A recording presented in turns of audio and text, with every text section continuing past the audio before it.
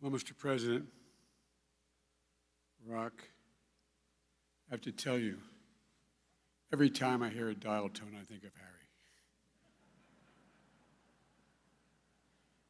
You all think I'm kidding. I'm not. Jill and I are here for Harry, but he wouldn't want us to really be here for just him, as everybody has referenced. Londra, we're here for you and for the family. Eulogies are for the living. You know, it's a true love story when you're still talking about your first date 60 years later, Gov. Harry never tired of telling the time you two kids had to push start his car, making your way down the road with wide smiles on your face. My recollection is he called it, when he told me the story, one of those, quote, moments that turn a life and that stay with you until the last breath. Londra, what a life you turned together until his last breath.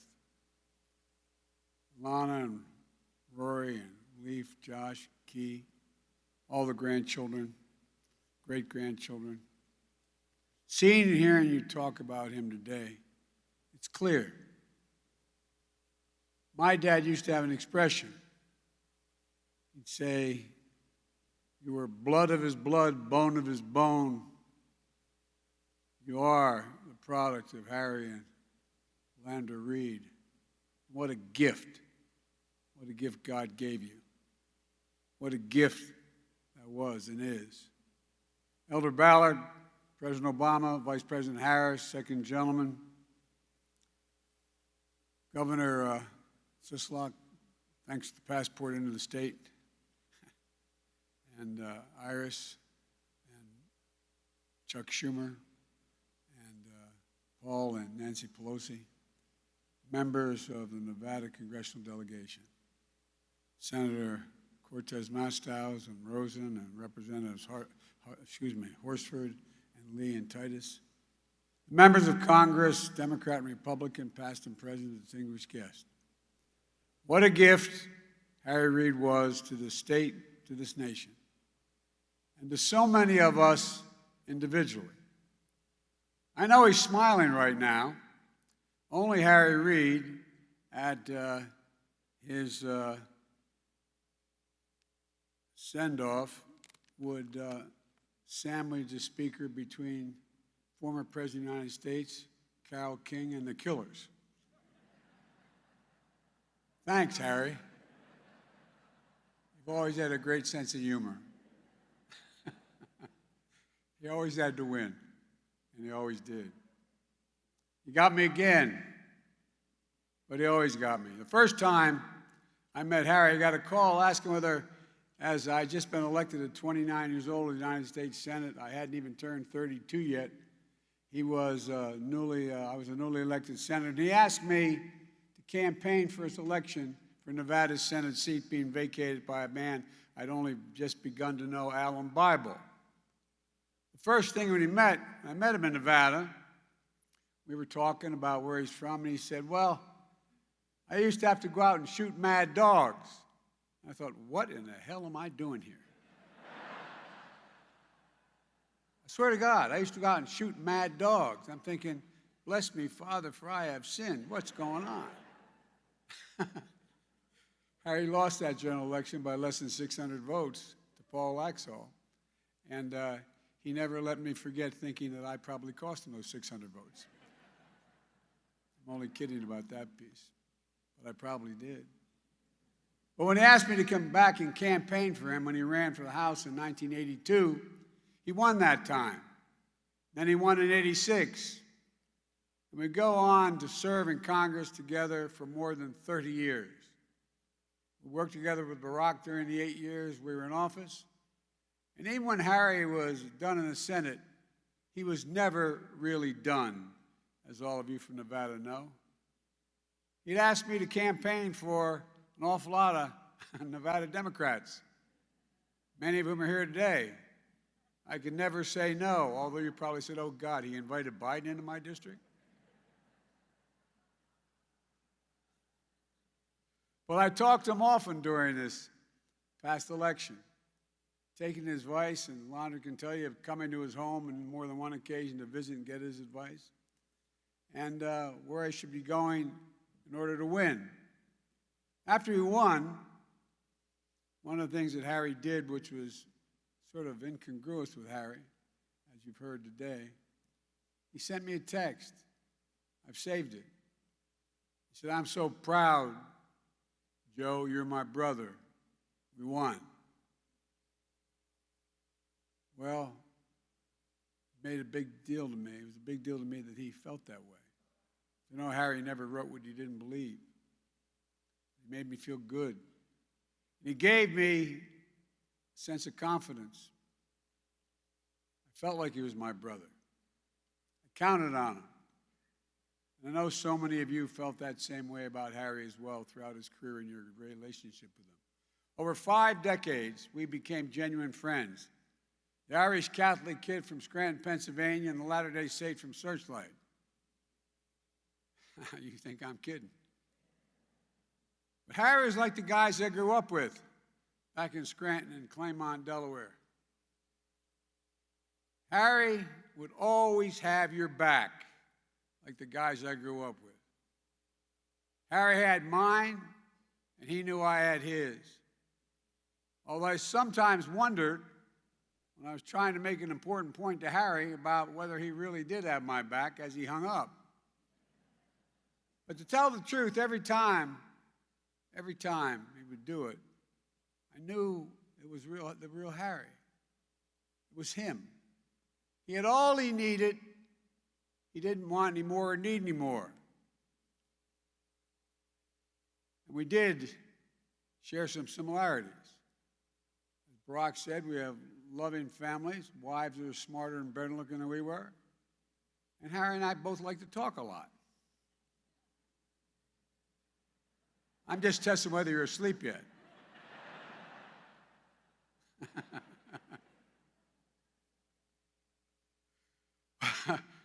But whether you serve with Harry for decades or you were new to America just a few days ago, you wanted Harry in your corner, and that's not hyperbole. His toughness was distinctly Nevadan. His story was unmistakably American.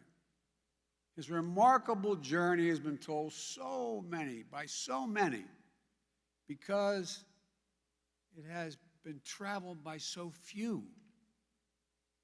The desert shack he called home, miles he hitchhiked to school, a boxing ring where he always got up, family tragedies endured, the cancer he and Londra fought, the halls of power he walked, the state he transformed, the country he shaped. He was proof that there's nothing ordinary about America. That ordinary Americans can do anything given half a chance. We, the people, are pretty damn extraordinary. America's an idea that anybody, given a shot, can reach their potential. Harry was extraordinary, though. He and I grew up on different sides of the country. We came from the same place where certain values ran deep. First, loyalty, faith, resolve, service, your word. It was pounded into my head from the time I was a child. Joe, you're a man of your word. Without your word, you're not a man. And he met the marker, what I always believe is the most important thing which you can measure a person by: their actions and keeping their word. If Harry said he was going to do something, he did it. He didn't do it the modern day rationale is. When I told you I would do that, I didn't realize that this would happen. No matter what happened, he gave you his word. He kept it. You could bank on it. That's how he got so much done for the good of the country for so many decades. That's how we literally saved, we forget it, Social Security during the Bush years. Stop Yucca Mountain from becoming a nuclear waste site, secured the votes for the Affordable Care Act. It's how he helped us rein in Wall Street, the excesses, and repeal Don't Ask, Don't Tell. It's how he created Nevada's first national park and conserved Lake Tahoe. How he always championed Native Americans and tribal communities. So much more. None of it was easy. Not a lot of it was particularly popular when he was doing it. The thing about Harry, he never gave up. He never gave up. He never gave up on anybody he cared about. Like every great leader, he led the Democratic caucus just not by speaking, but by listening, by hearing all points of view, and finding a common ground. Harry cared so much about his fellow Americans and so little about what anybody thought of him. It was all searchlight, no spotlight. I always appreciate the private comfort, and so does Jill, who's with me tonight, that he offered me and Jill in difficult moments in our lives. We know we're not the only ones. Since his passing, we've all heard those wonderful tributes. The gracious way he would console the grieving, and encourage someone living with a disability. I still have that picture of our buddy Max Baucus. Max losing 3 of his limbs. Harry's standing in front of him in a wheelchair holding his cheeks. You know, Max knew. Max knew. Harry cared about him. The generous way he would empower a new colleague or insist that the new moms and dads on his staff would put their family first, even before their job, and do it always. The genuine friendships he made with the Capitol Police have been recognized 3 times because he was one of them. He wore the uniform. To a friend in need, Harry's voice was soft and gentle. In praise of himself, he was stone cold silent. In pursuit of fairness and prosperity, his voice would echo and will echo for generations in this state. Look, let there be no doubt. Harry Reid will be considered one of the greatest Senate Majority Leaders in history. I've served longer than all but about 12 United States Senators. Served there for over 36 years. I've had the honor of serving with a few of those names to be on that short list. For Harry, it wasn't about power, it was about the sake of power, about the power to be able to use power to do right by people. That's why you wanted Harry in your corner. And that's what we should remember as a nation today. Harry knew better than most how difficult democracy is, that the idea of America itself is under attack from dark and deepening forces, that we're in a battle for the soul of America. Londa, I remember sitting in a room with Harry when he was supporting me for president, and my explaining to him the reason I decided to run when I had decided I was never going to do that again. I was watching all those neo-Nazis come out of the fields down in Virginia, chanting anti-Semitic Bible, carrying Nazi flags. And he asked me what. I said, we have to restore the soul of America. No one knew it better than Harry. Protecting democracy requires vigilant stewardship. But Harry's life shows that for all, from our darkest days, we can find light and find hope. Just look at his life. It's just about every respect. Harry Reid came into this world with the odds against him. He believed life, and he lived it, and he left it, believing anything was possible. He's demonstrated that anything is possible. Look at this incredible family. Harry, in a small way, reminds me of my dad. My dad used to say, Joey, never explain and never complain. Remember one day we were having an event when I was running for my, I guess it was 5th term. We're at my house. I was feeling a little sorry for myself talking about a family loss of a daughter. And my dad said, I'll be back in a minute. He left the house. We were waiting for people to show up. Went up to the local Hallmark store and came back with a cartoon. There was an old brass plaque with 2 sections to it. There were 2 clips from the cartoon character Hagar the Horrible. And in one, Hagar the Viking on a ship had been moving along near the rocks.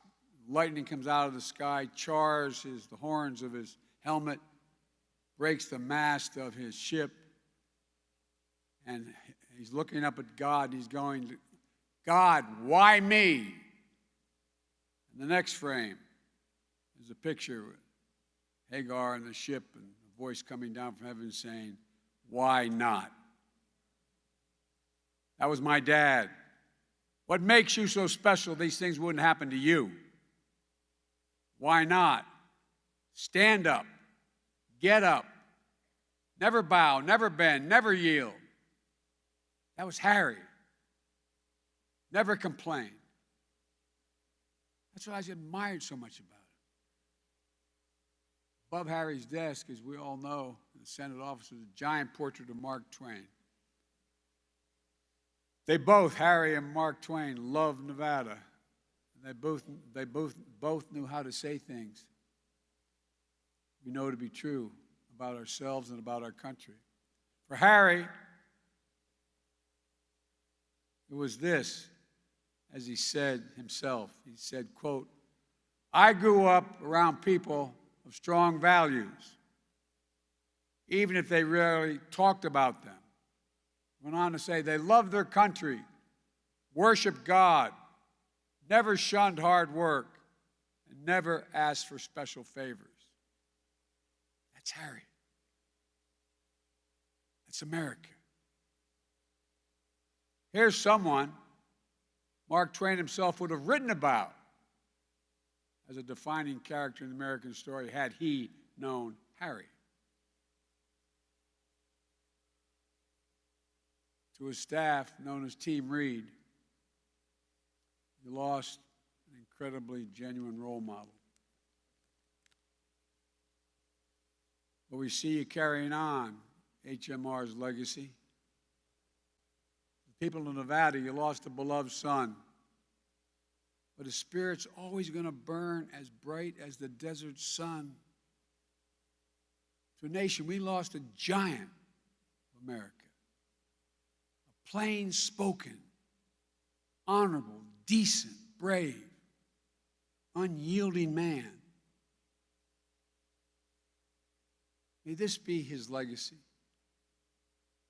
Call on each of us to be our best, to speak truth from the heart, to take up the remaining rounds of Harry Reid's good fight for the America we all love.